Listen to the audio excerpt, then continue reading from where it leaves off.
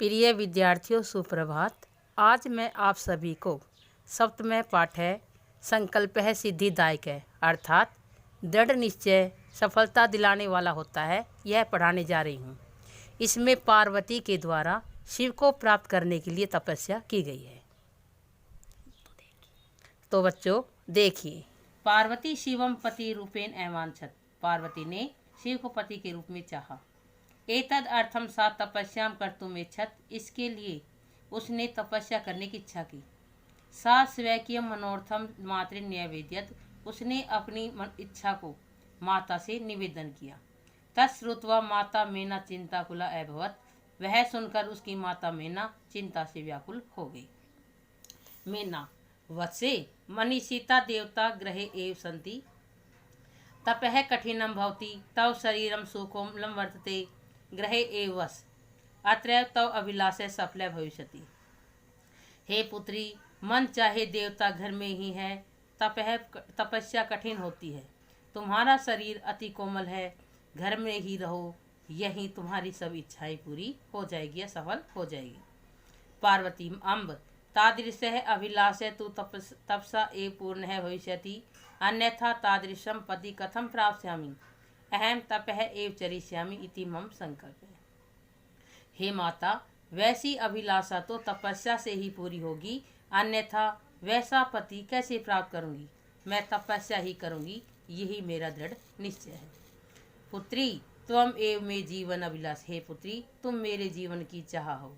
सत्यम सत्य है, परम मम मन है लक्ष्यम प्राप्तुं आकुलितम वर्तते सिद्धिम प्राप्य पुनः तव एव शरीर शरणम आगमिष्यामि अद्य एव विद्या साकम गौरी शिखरम गच्छामि। यह सत्य है, परंतु मेरा मन लक्ष्य प्राप्त करने के लिए व्याकुल हो रहा है। सिद्धि सफलता प्राप्त करके पुनः आपकी शरण में आ जाऊंगी। आज ही विद्या के साथ गौरी शिखर पर्वत पर जाती हूँ। ततः पार्वती निष्क्रांति। उसके बाद पार्वती निकल जाती है। पार्वती मनसा वत्सा कर्मणा च तपः एव तपति समय कदाचित रात्रौ स्थंडिले कदाचित च शिलायां स्वपीति समय एकदा विजया अवदत। पार्वती मन से, वचन से और कर्म से तपस्या ही करती थी। कभी रात्रि को पृथ्वी पर, कभी पत्थर पर सोती थी।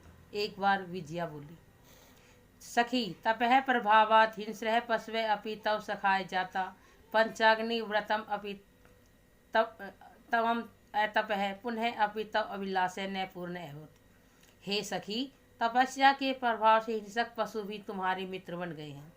पंचाग्नि व्रत में तुम तप रही हो, फिर भी तुम्हारी अभिलाषा पूर्ण नहीं हुई। पार्वती आई विजये किम न जानसि मनस्वी कदापि धैर्य परित्यजति अपि च मनोर्थान अगति न अस्ति। हे विजया, क्या तुम जानते नहीं हो कि बुद्धिमान व्यक्ति कभी भी धैर्य नहीं छोड़ते, चाहे उसकी इच्छा पूरी नहीं हो। त्वं वेदम अधीतवती यज्ञम संपादितवती तपः कारणात् जगति तव प्रसिद्धि अपर्णा इति नामना अपि त्वं प्रथिता पुनः अपि तपसः फलम न एव दृश्यति। तुमने वेदों का अध्ययन कर लिया है या वेदों को का ज्ञान प्राप्त कर लिया है, यज्ञ संपादित यानी संपूर्ण कर लिए हैं, पूरा कर लिया है। तपस्या के कारण संसार में तुम प्रसिद्ध हो गई हो और अपर्णा नाम से भी तुम प्रसिद्ध हो गई हो, फिर भी तपस्या का फल दिखाई नहीं दे रहा है।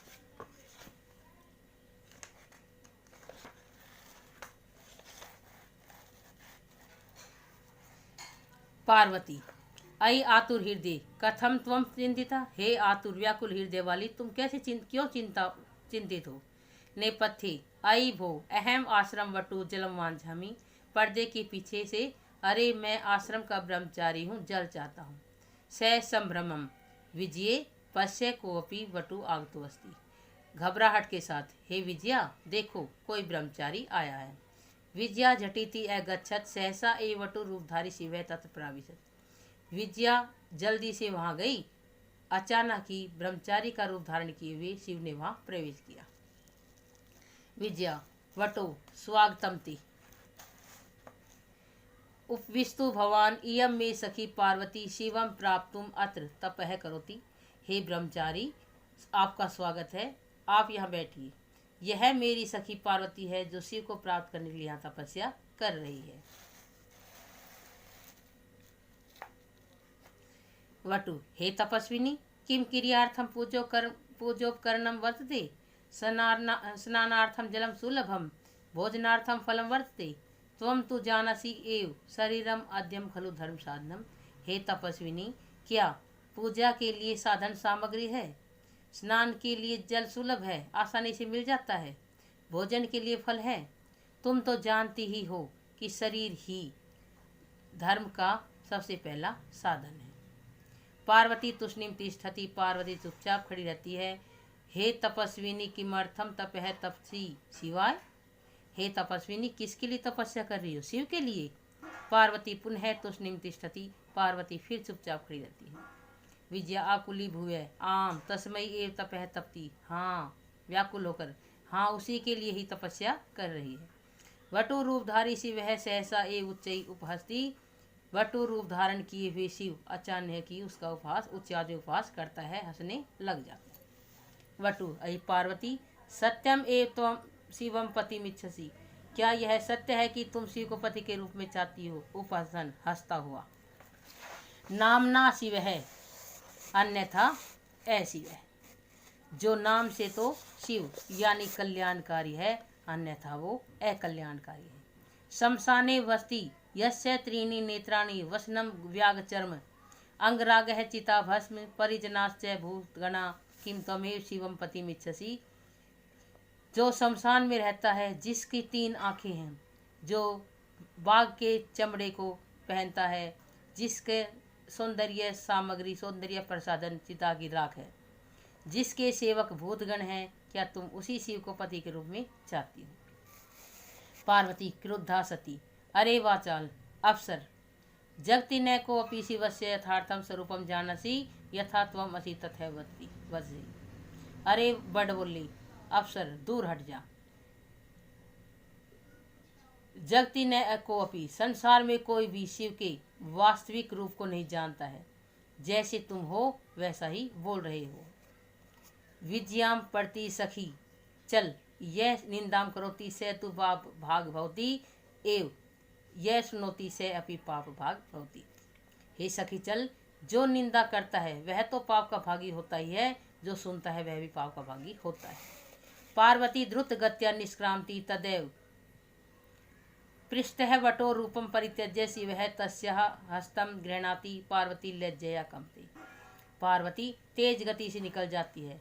तभी पीछे से ब्रह्मचारी का रूप त्याग कर शिव ने उसका हाथ पकड़ लिया।